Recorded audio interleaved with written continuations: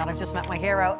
He has overcome the carnage of Carrigstown, faced down the White Walkers in Game of Thrones, and survived the criminal underworld of Blue Lights. Well, that's nothing on everything else. That's not business. His latest real-life role as father to 8 children could be the most challenging yet. Gerard Jordan, good morning to you. Great to have you with us. Listen, super to have you with us. Steo from Fair City, I suppose we have to say, with 8 kids, they're kind of very different characters that you yourself and Steo, that people recognise. Yeah, completely. Look, I mean, Steo wouldn't be a hands-on dad like I am. So Steo kind of sees his child, we'll say, sporadically.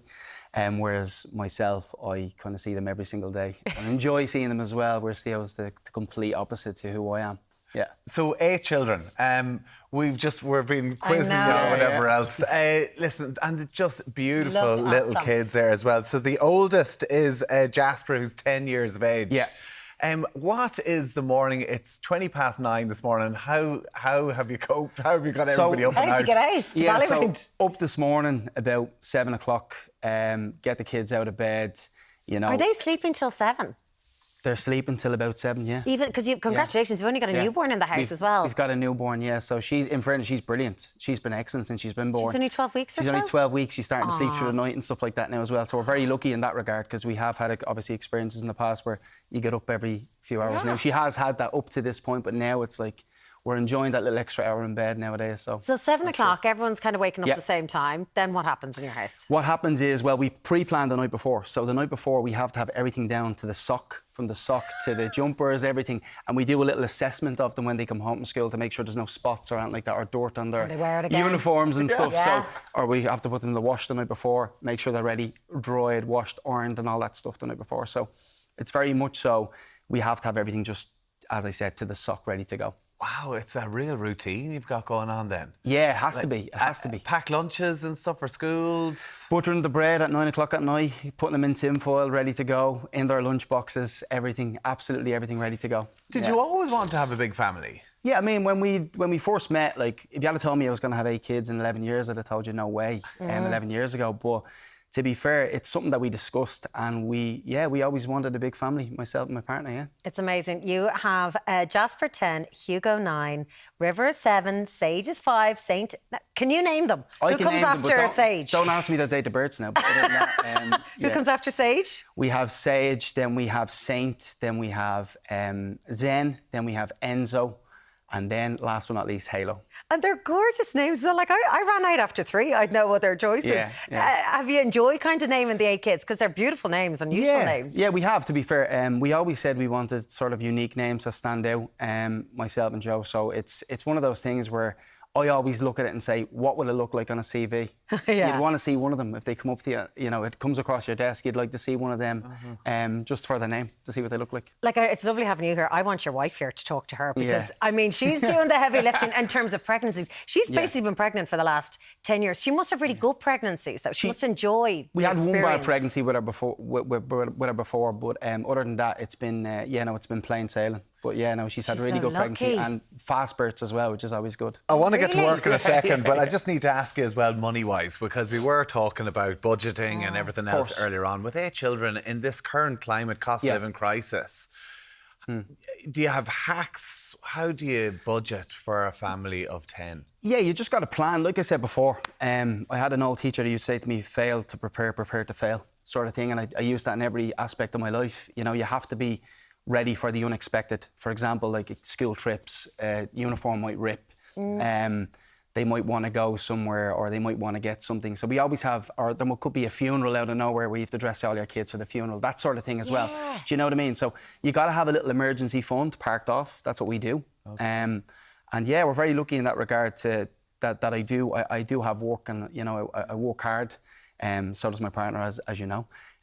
But yeah, no, it's just the plan is to almost plan ahead and expect the unexpected sort of thing as well. Do you ever get time to yourselves, the two of you and Joe? Not really, to be fair. Like, you know, it's a rarity. I remember we went to New York a few years ago, and I turned around and said to Joanne, it's about 7 years ago now, and I said, enjoy this. This could be one of our last, and it actually was. So yeah, in fairness, we enjoyed it. It was a great, 5 days. Can you go on holidays with we are. kids? We can now. The problem is, believe it or not, we've maxed out, so we have to actually book me and 4 kids and Joanne and 4 kids to go away, or else we can't go away. You cannot book a big family like that away. We have to book like separately. But you're going on the same holiday. But the same flight and stuff like that, the same holiday. So you can't have more than 4 children? Yeah, you can't have more than 4 children, and 2 can't be under 2 when you go as well. So just, Oh my God, be wary, your ratios are off. Do you have a minibus? We don't. We've 2 cars at the moment, so we're going on family trips. Like we went to Portmarnock there recently, and we've a 7-seater, and then we've my car as well that I use for work. I mean, I love the discipline of it all. I mean, that's, listen, large families were a thing that we saw so much, and there's so many people probably watching here that come from large families as well. Yeah. But the discipline to do it nowadays in the current economic climate, I'm sure, is very difficult. So as you say, budgeting, preparing, getting things ready, bulk buying, bulk cooking, I would imagine as well is a big part of it. Yeah, you just got to plan ahead. Like I know people say it's very difficult. Like I was chatting to the lady before I came in here. And one of the things I told her, I said, like, and this is genuinely, I believe this, I don't see a difference from 4 kids to 8 kids. I know that sounds crazy, but they all grow up. Because the chaos is like mad at 4, and then it's not actually that more chaotic. Exactly. Like, and look, to be honest with you, I haven't experienced the teenage years yet, and people keep telling me, wait for the teenage years. That's when the trouble starts. But for now, it's been absolutely brilliant. The kids are great. I can't really speak highly enough of them. So, do they like being part of a large family? I know they know no different, but like, are they always trying to get a piece of you? Like, is there any frustrations, or do they like that there are loads of kids running? They like that there's loads of kids. They're all, to be fair, they're all best friends. Like they all get on so well. Like we've the 2 oldest ones, they get on great. Then it goes the younger ones, all the 4 boys that we had in a row. They're kind of best friends. 4 boys in a row. They really are. Listen, and you're a job an actor. Obviously, you're involved in Fair City with Derry Girls, Game of Thrones. I wasn't on Derry Girls or Game of Thrones. I think I get mixed up there with another Gerard Jordan. But you have another one. There's another one. Yeah, but I wasn't on Game of Thrones or Derry Girl. But I was just on Fair City. Well, I was thinking you've got the hair. I was thinking you've just been growing the beard. This is it. I mean, after 8 kids, you'd look to like you should be on Game of Thrones as well. But if Game of Thrones are doing a remake, give me a show. Absolutely. But then, so you're working on the side of that as well, being able to be able to mix and match that. It's really important, because life as an actor is difficult nowadays, particularly when you've got a family there to be able to cater for. Yeah, 100%. I have another job where I sell merchant services. I do debit and credit card processing. So if anybody wants to save money on the merchant services charge, give me a shout. Get in touch. Yeah. So you have to have something else going on. You couldn't solely rely on the acting, because like I said, it's sporadic. It's like it depends on your storyline. You could be in for a couple of months, but then you're not working for another 3 or 4 months after that. So there has to be something else going on. What is people's reaction when you tell them you have 8 kids?